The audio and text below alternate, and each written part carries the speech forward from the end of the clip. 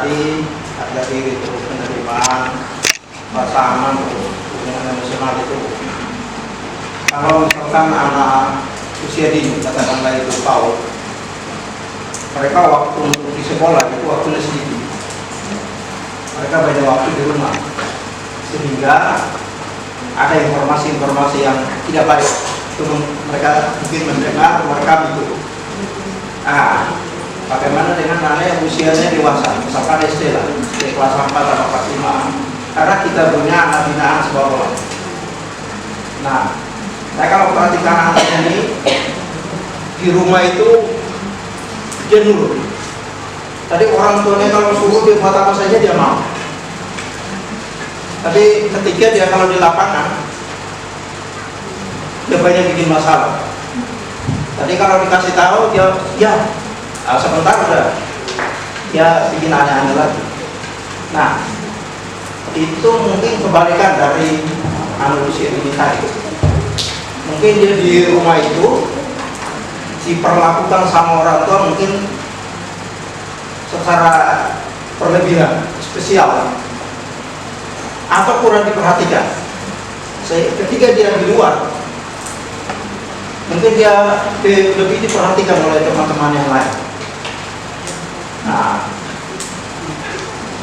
kalau untuk kita menghadapi anak seperti ini, kira-kira ibu pernah ketemu dengan orang seperti itu? Karena gini Bu, saya ada teman saya ada di sini. Berapa kali kita kasih tahu karena ini dia tetap seperti itu, saya bilang kalau mau dibilang kita ini jiwa kita hilang, saya bilang tidak bawa kita korban satu daripada yang lain rusak semua, saya bilang itu. Terus kita putuskan untuk anak ini kita skor sebagai kita biar. Oke, yang pasti balik lagi kepada diagram kelas manajemen ya. Ada memang orang-orang yang bisa diberi secara klasikal, ada yang perlu spesial, ada yang perlu even lebih spesial lagi yaitu individual. Nah, kita perlu memetakan mana dari anak-anak yang kita didik yang bisa klasikal, mana yang perlu spesial, mana yang malah perlu sampai individual, lebih dari spesial, harus individual. Karena ya memang ada 3 kategori ini, makanya keluar teori ini gitu ya, karena memang ada 3 kategori ini. Yang pertama, kemudian yang kedua, bagaimana menyikapinya itu apa ya? Saya selalu bilang manusia itu unik. Unik dalam arti fenomena yang sama bisa jadi penyebabnya berbeda. Misalkan ada anak yang tadi dia sulit diatur di sekolah, bisa jadi karena di rumahnya dia terlalu dikekang. Misalkan kalau salah langsung dipukul, nggak nurut langsung dipukul, sehingga dia nggak berani kalau nggak nurut di rumah, takut. Tapi begitu di sekolah nggak ada yang pukul, wah keluar semua. Kita perlu mengenali apa yang menjadi karakteristik anak PAUD sehingga kita bisa menyesuaikan ekspektasi kita. By the way, ini semua kalau Bapak Ibu mau dalami, ini sebenarnya slide backup. Artinya saya tidak, kalau tidak ada pertanyaan, jadinya saya tidak tampilkan. Karena memang waktu kita nggak banyak. Kalau Bapak Ibu mau dalami ini, Bapak Ibu bisa cari buku, artikel tentang namanya psikologi perkembangan anak. Psikologi perkembangan itu banyak teorinya. Ada teori Piaget, ada teori Erikson. Paling mudah, yang pembagiannya paling sederhana, cari yang namanya teori Piaget. Ada yang familiar? Ya. Jadi Piaget itu dia sudah membagi kategori, ada anak yang masih, kalau anak yang usia 2 sampai 7 dia sebutnya pra operasional. Artinya belum operasional. Kenapa? Karena memang kemampuan otaknya belum sampai seperti anak-anak SD. Apa karakteristik yang utama? Masih banyak karakteristik yang lain. Yang utama satu, rentang fokusnya yang tadi cepat beralih. 15 sampai 30. Itu kalau 15 dengerin itu udah bagus. Kalau dia aktif itu bisa sampai 30. Aktif dalam arti dia melakukan sesuatu ya. dia bikin mainan lah, dia ngapain lah, itu dia bisa belajar. Tapi kalau mendengar biasanya sampai 15 menit. Jadi pertama kita mesti lihat rentang waktunya.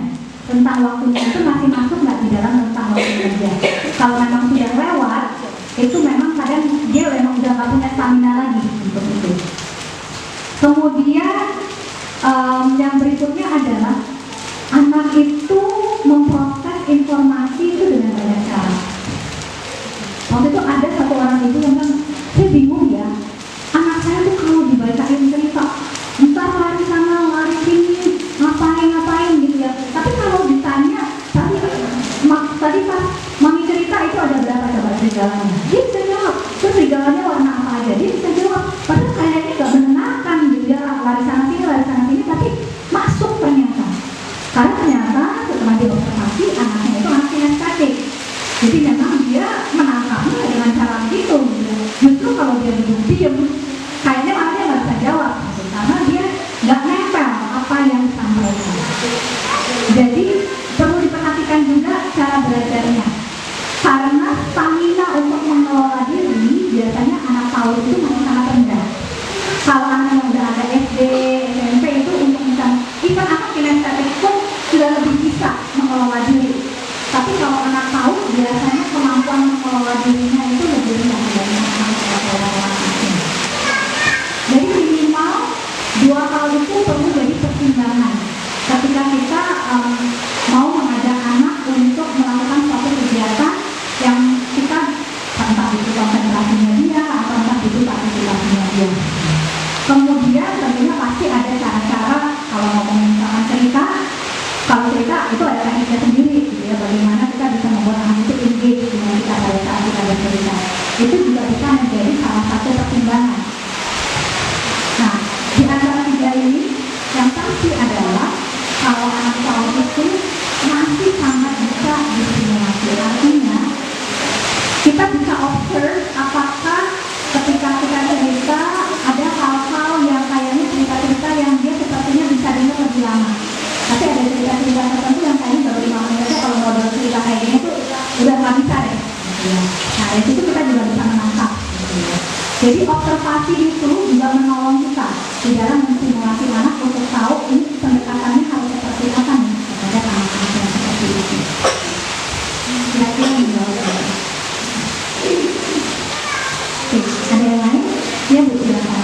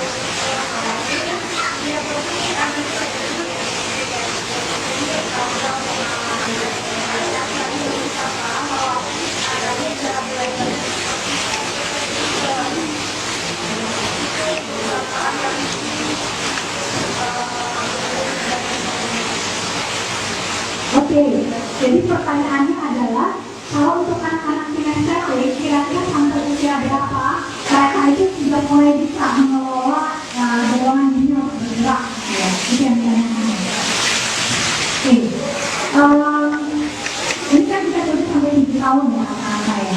Yang bukan usia ini, tapi kalau di Amerika itu dia sampai 8 tahun. Kalau di graduate sampai 7 tahun. Masing-masing graduate banyak variasinya.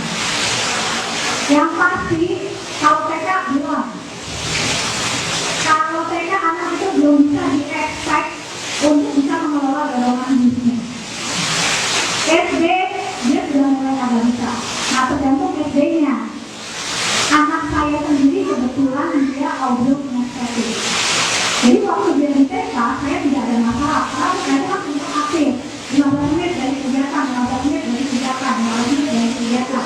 Dia kan fine-fine aja selama dari nggak masalah. Begitu masuk SD harus duduk mendengar, baru muncul masalah.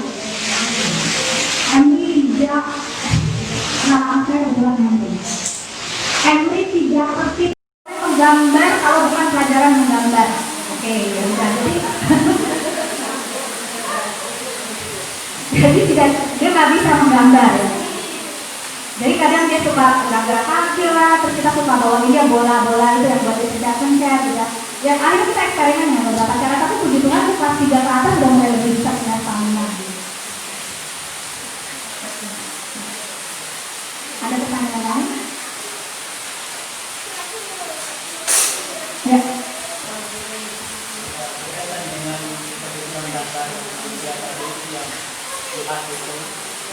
Misalkan dalam satu anak atau mungkin kita itu berlaku dewasa ketika dia salah satu dari prinsip yaitu lemah itu atau sangat perlu ditolong itu menurut kita yang lihat untuk langkah untuk menolongnya itu apakah langsung di kebutuhan itu atau dari ada titik lain, tapi tujuannya tetap ke situ, tapi melalui 3 hal lain mungkin itu atau mampu masalahnya itu cara penanganannya. Oke, yang pasti kalau kurangnya di value dia perlu untuk merasa berharga. Kalau kurangnya di acceptance dia berarti butuh untuk merasa diterima apa adanya. Kalau dia kurangnya di sini dia perlu punya rasa aman itu. Kalau di sini dia perlu punya koneksi emosi dengan seseorang yang itu bermakna buat dia. Nah, kalau yang dia dapatkan adalah di sini, jawabannya yang dia butuhkan adalah dia butuh punya koneksi emosi. Tapi dengan siapanya, nah itu kan akan menjadi pemikiran kita lagi. Pemikiran dalam arti kita mesti bertanya, realistis nggak saya menjawab kebutuhan dia? Jangan sampai saya bukan jadi menjawab, malah mengecewakan lagi. Karena mungkin saya secara kapasitas waktu, kapasitas tenaga udah nggak punya lagi untuk bisa memberikan sesuatu yang ekstra. Karena itu pasti ekstra. Nggak mungkin ini ada karena standar ini yang kayak gini kalau masuknya di sini, masuknya di sini. Nggak pernah mereka ada di sini. Jadi saya harus bertanya, saya punya nggak kapasitas ekstra tersebut? Kalau enggak, siapa yang saya bisa ajak berkolaborasi untuk bisa memenuhi kebutuhan tersebut? Tapi pasti kalau dia masalahnya di relationship yang dia butuhkan adalah koneksi emosi. Tidak bisa dengan value, tidak bisa dengan acceptance, tidak bisa dengan security yang dia butuhkan dalam koneksi emosi.